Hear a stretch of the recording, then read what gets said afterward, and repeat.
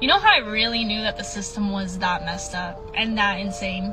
Was when I really sat with myself and I took in Jesus' teachings and I really looked into it. And I realized that everything he was teaching you to go against the religions. He was teaching you to go against the dogma, the empirical systems that were set in place.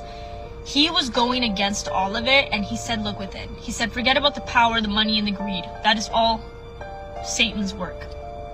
Satan is the systems that are set in place to make us forget about who we are. And when you look within is when you find who you are.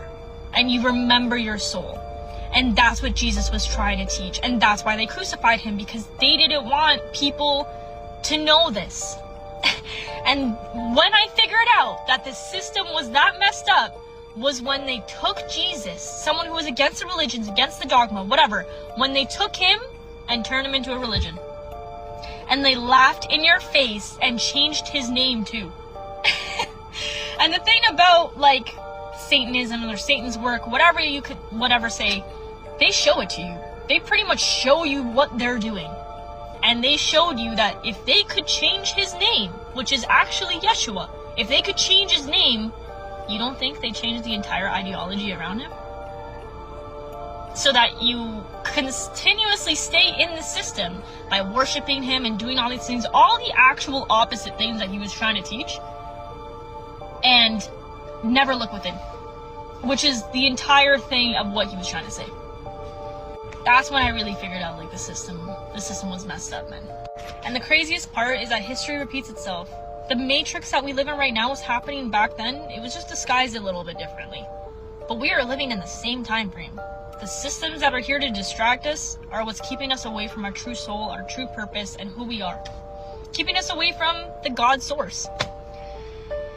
It's actually crazy. It's actually crazy. This is your body, this ice cube. This is God. This looks different because it's in a different form, but it's made from the same source, okay? So when we take this, we put it in here, we give it a little stir.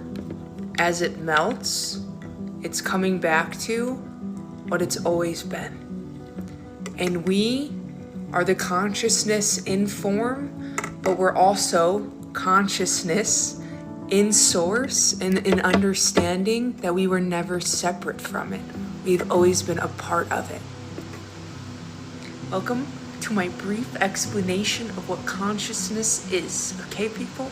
We are the observer of our thoughts.